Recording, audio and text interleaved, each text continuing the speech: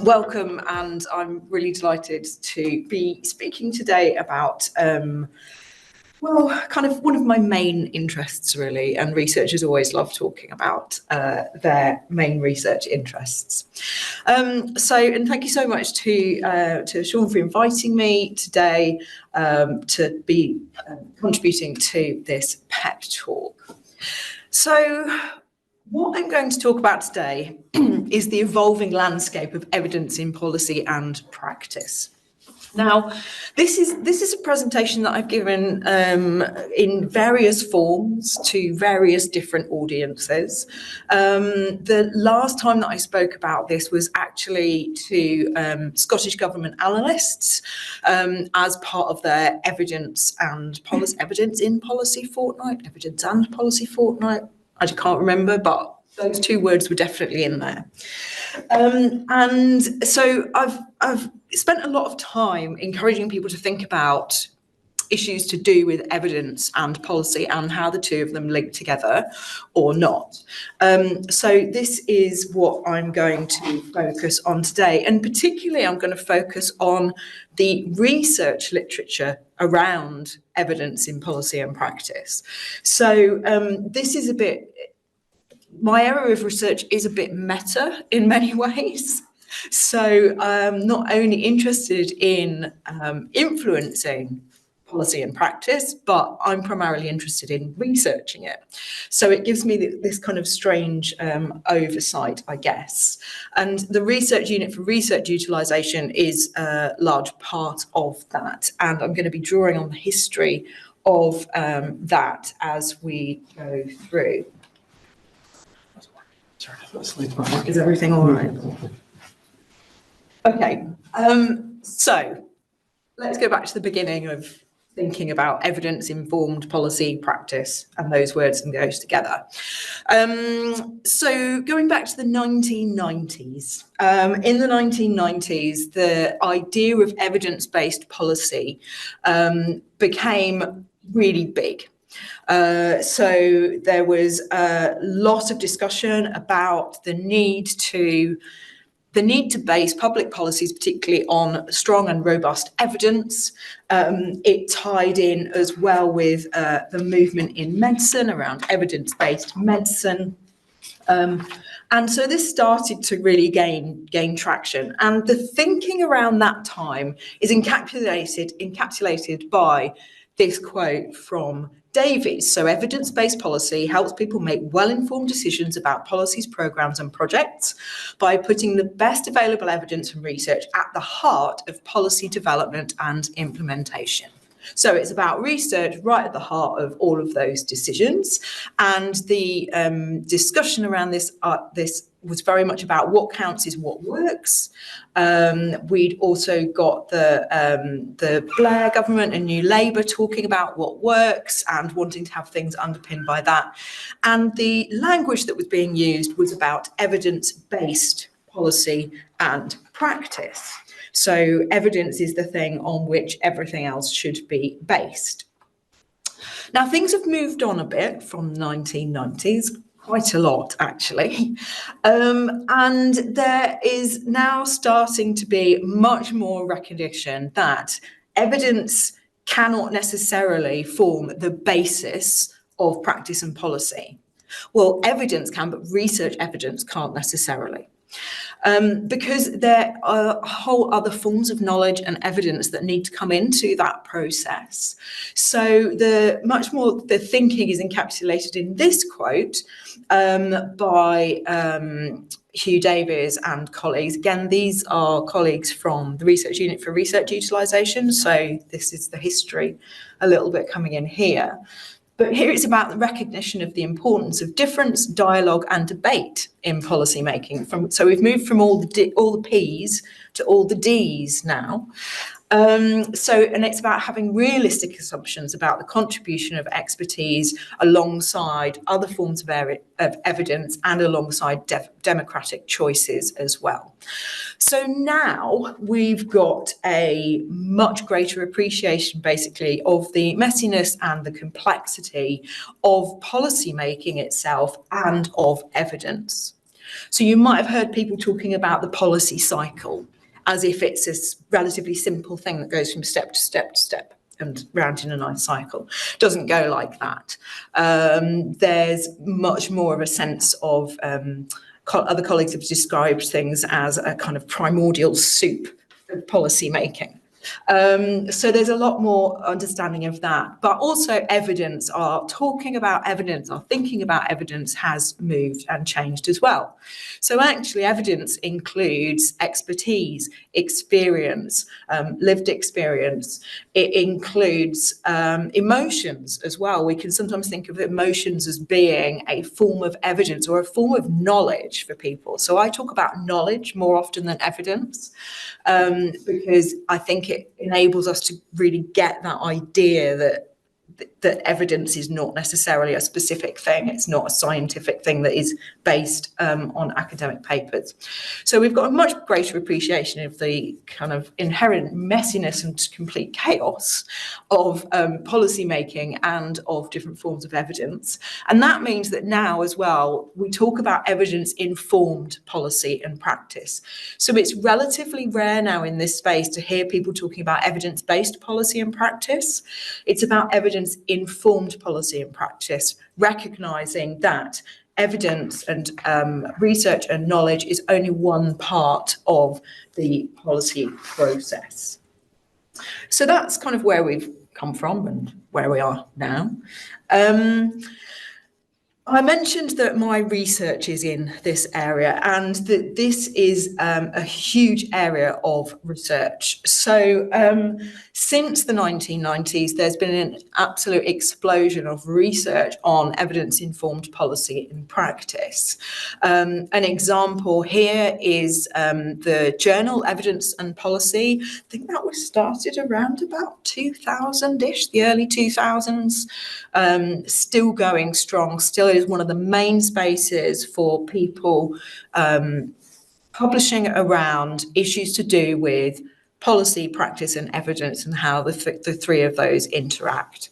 So a wide range of different things there. The interesting thing as well about this space is that even though there are quite a lot of roots in medicine and health-related research, the idea of evidence-informed policy and practice is really widely spread across different fields and different disciplines. So the literature is all over the place, which makes it a complete and utter nightmare for doing any literature reviews because it could be anywhere, really. So we might think about knowledge brokering in education. We might think about policy engagement from a university perspective. We might think about research impact. We might think about evidence-informed social care practice. So it goes across lots and lots of different fields. But the essence of the focus of the research then is always on this evidence-informed process, if you like. Now, even though there's loads of research and loads of literature around this and lots of different frameworks and all sorts of things that can be used to help think through issues to do with evidence and policy and practice and how they relate, that research is actually very rarely used by people working in evidence-informed policy and practice. So massive irony there. And here I'm thinking about perhaps intermediary organisations, knowledge brokering organisations that bring together researchers, expertise around different topics. There's this whole body of literature that could underpin the work that they're doing, but that's not actually often used in practice either. So it's deeply ironic. So I mentioned that stuff could be found everywhere. Also terms, there are many terms, many. So this comes from a piece of work that Liz Farley-Ripple, Catherine Oliver and Annette Boas did that was looking at people who are researching this space of research use or evidence-informed policy and practice or knowledge mobilisation. There we are, I've used three terms straight off. They investigated what people called themselves. So they looked at all the different terms that people use to describe their research into this area. So we've got evidence use, research practice partnerships, knowledge mobilisation, research use, use of research evidence, knowledge brokering. I'm looking at some of the tiny ones and trying to see those: democratic theory and innovation, brokering, education leaders, research use, population health, impact assessor, reflexivity. So a whole range of different things there. Some of them are field specific, so talking about education or health, but a lot of them are very much focused on that process. And I always like to think about actually the field in which you investigate evidence-informed policy and practice in some ways doesn't matter enormously. So when I'm doing my research, I see whichever field of practice I'm working in as a vehicle for studying the process of evidence-informed policy or practice. So I've done work with healthcare teams, with social care teams. I've done work around education knowledge brokers. I'm currently doing work around parliaments and how parliaments act as conduits for research evidence, and particularly parliamentary research services, how they operate. So in many ways, I can look at lots of different areas, which means that I'm forever behind in all the literature as well. But I'm always looking at that process. So I talk about all those different fields and areas, if you like, as knowledge sharing vehicles. So that's what I do.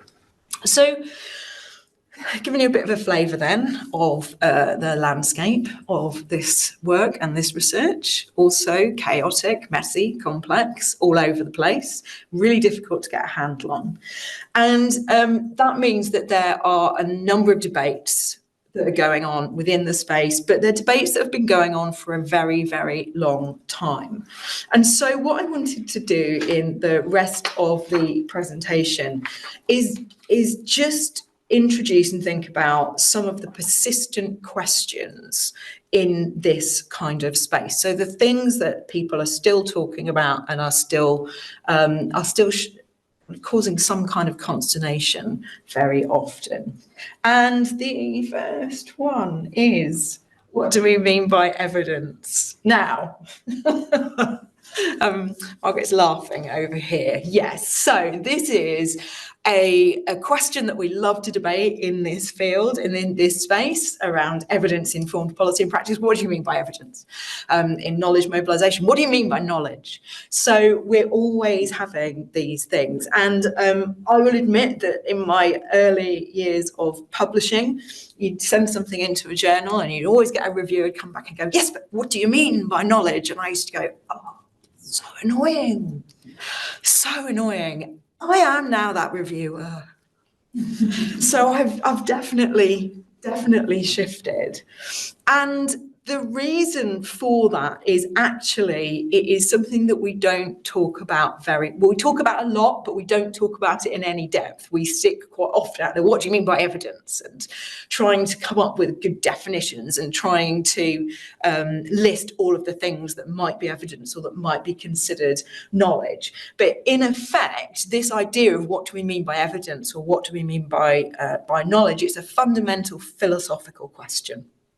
And it's something that actually we do need to grapple with, particularly if you are working in the space of trying to inform policy or practice with evidence. Because what happens is there's lots and lots of different terminologies, but those terminologies smuggle and hide for fundamental assumptions about knowledge and the nature of knowledge. So to give you an example, in my previous role, I used to work as an applied health services researcher. And I used to talk about knowledge mobilisation and knowledge sharing and how groups of people share knowledge with each other. And I had colleagues who used to talk about implementation science. And I thought for a long time that we were talking about the same thing. And what used to happen, though, is that our conversations used to kind of do this, and they used to miss each other completely. So I'd be talking about one thing, they'd be talking about another thing. We might be using the same language, we might not.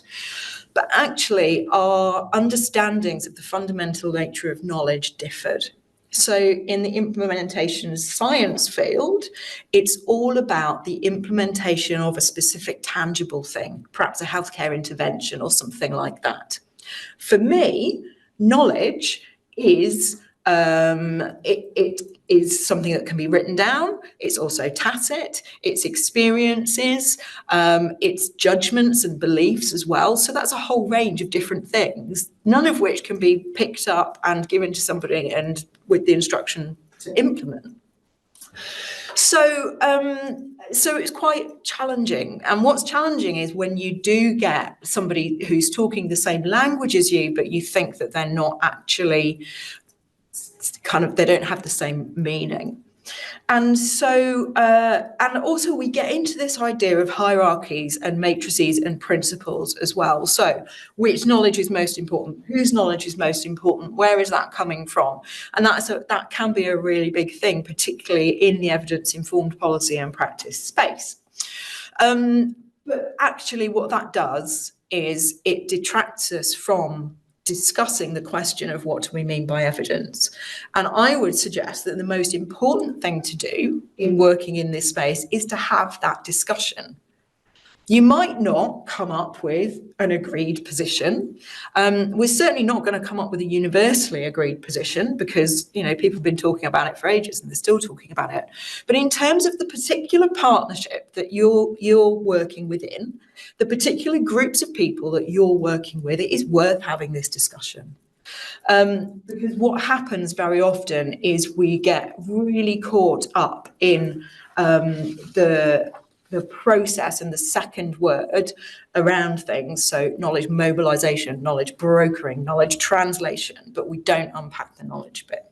So my suggestion and my plea is talk about the knowledge bit, talk about the evidence bit, so at least that you can actually know that you're talking about the same sorts of things. Okay, so that's persistent question 1 in this space. Persistent question 2, whose evidence counts? So this is an interesting area that is starting to bubble up actually a lot more in evidence-informed policy and practice spaces. So it used to be that with the framing of evidence-based policy and practice, we had an idea of what evidence was, and it was the most scientifically robust evidence that must be used in a particular way. And that evidence came from researchers. But actually, it's really, really important that we stop and think about whose evidence is being privileged in the evidence-informed policy and practice space. So whose evidence is it that counts? And there's lots of discussions in policy spaces as well about the difference between equitable or effective policy, whether you can have both or not. Again, another big philosophical debate in many ways. But what we've very often done as people working in this space is we have set up boundaries that mean that certain people can get involved in working with policymakers or practitioners and other people can't.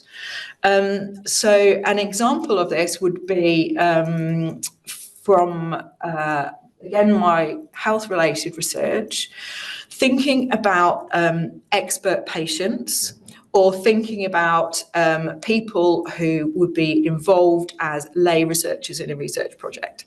So a lot of work has gone in that space to training those lay people so that they can understand and fit into the research world.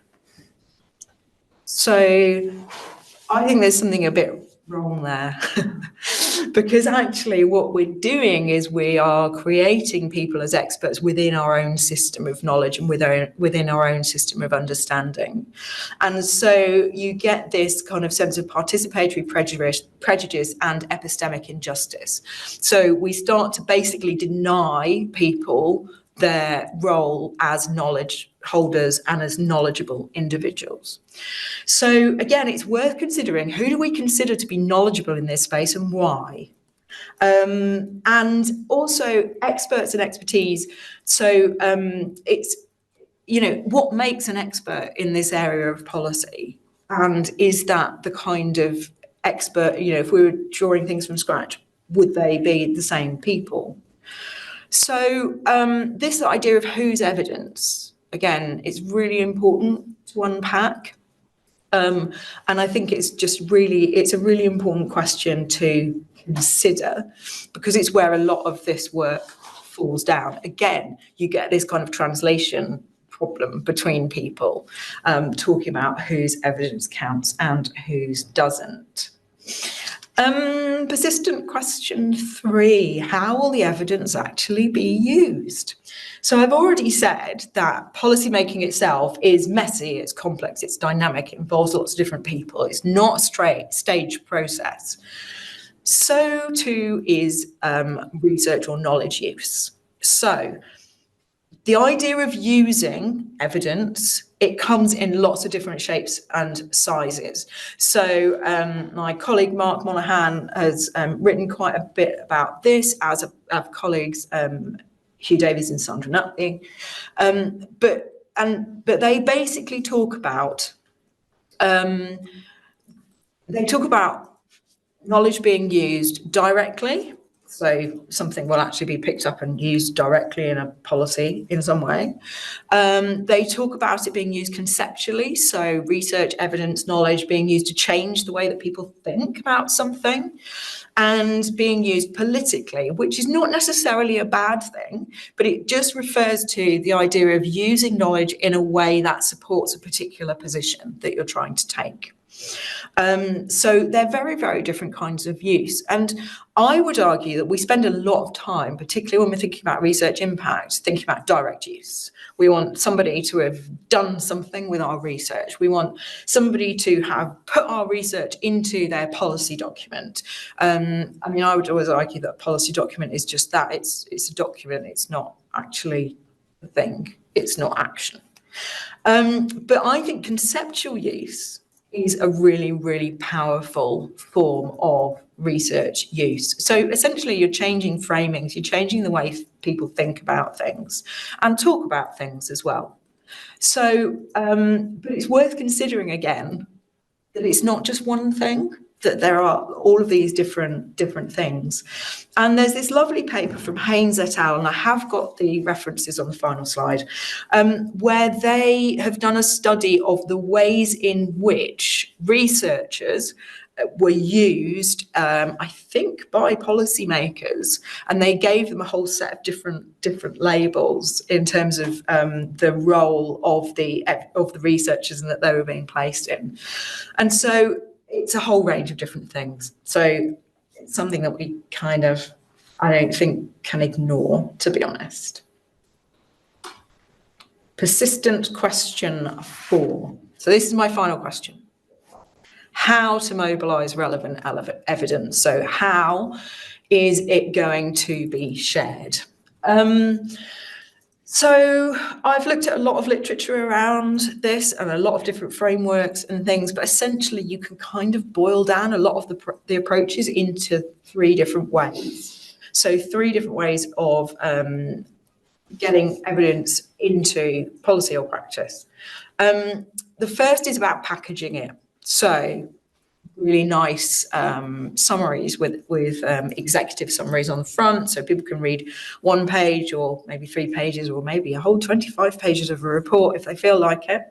But packaging it in ways that people can understand, perhaps into infographics, perhaps into videos, podcasts, whatever. That's actually about trying to package the evidence into something that is more useful and user-friendly as a form.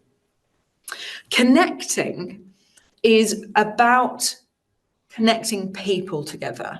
Okay, so this is a relational approach to evidence-informed policy and practice, and it's about developing and establishing and growing those connections between individuals. And part of the reason for that is that it's really difficult if you're a policymaker and you're working around a particular policy area. It's really difficult to know what questions are going to arise as you're going through that policy development process. But it's much easier to know people who might know about the particular topic that you can go to as and when needed. So actually developing these relationships and those connections is a really, really important thing to do in the space of evidence-informed policy and practice. And what we know from the research actually is that relational approaches are far more powerful and far more effective than other approaches. So it's all about relationships. I like to say that knowledge mobilization, knowledge brokering, whatever you want to call it, is basically a contact sport. So it's all about those networks and all about those relationships. And then the final way is around actually co-producing. So this is where, a researcher might actually be involved in co-producing some policy advice, policy documents, and policymakers might be involved in co-producing research and research findings. So this is about a relationship that should really be an equal relationship, although there's lots of things to consider in that, obviously, as well, where both parties contribute to that. So it's not just about having someone's name on something as a contributor, it's actually allowing those people to actively bring their knowledge and evidence to the table in a way that can be useful. So it kind of goes back as well to some of those earlier questions around, well, whose evidence counts? What do we mean by evidence? Again, it all links back. But really importantly then, it's this idea of relationships and interaction, but sustained interaction over time as well. Because as those relationships are sustained, they become deeper and stronger and trust builds. And so that it's really, really important that relationships are not just limited to a particular piece of policy being made or a particular piece of research that's been done. That's really important. Now, of course, that comes with it a whole bunch of issues as well, in terms of people having their researchers having their pet policymakers having their pet researchers that you've got a really good relationship with, and that's brilliant. But it's then about trying to say, well, whose voices are missing here? Again, whose evidence? What perspectives are being missed here? So that's really important. So, my final slide, apart from the references. So what did I want to say today? These things, basically. So the relationship between evidence and policy is really messy and complex. And if you've done any research in this space, or you're actively trying to engage with policymakers or practitioners, you will know this. This is not going to be news. In the research on this space, there's a much better appreciation these days of that complexity.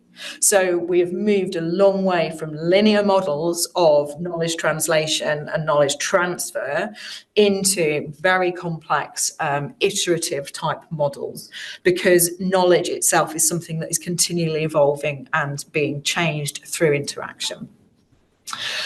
There are, though, some persistent questions, and I would suggest that these questions need to be engaged with and need to just be continually engaged with. They're not the kinds of questions that are going to necessarily be answered once and for all within a field or within an area. So that brings me to my final message then, or my final point, which is that these questions, those 4 persistent questions, really I kind of offer to you as a guide for thinking and planning for evidence in policy and practice, not as a you must do it this way, because actually we know that doesn't work. We know that there are lots of different ways in which evidence makes its way into policy and practice, lots of different relationships that might exist, different programs and policies that might help or hinder that. So we know it's really, really complex, and it can't be kind of fixed with a very neat set of guidance.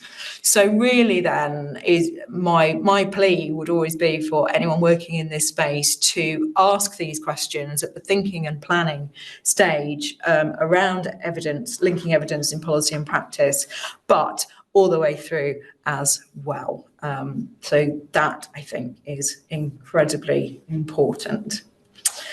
So I think my final slide, here we are, is just a thank you. And one other thing to note in terms of these are the references, and the bottom reference, 2017, the why, who's, what and how, a framework for knowledge mobilisers, that talks about these 4 questions in a bit more depth, and also contains some nice pretty graphics as well. I found that that's a really good thing for getting attraction for your papers. People love a picture.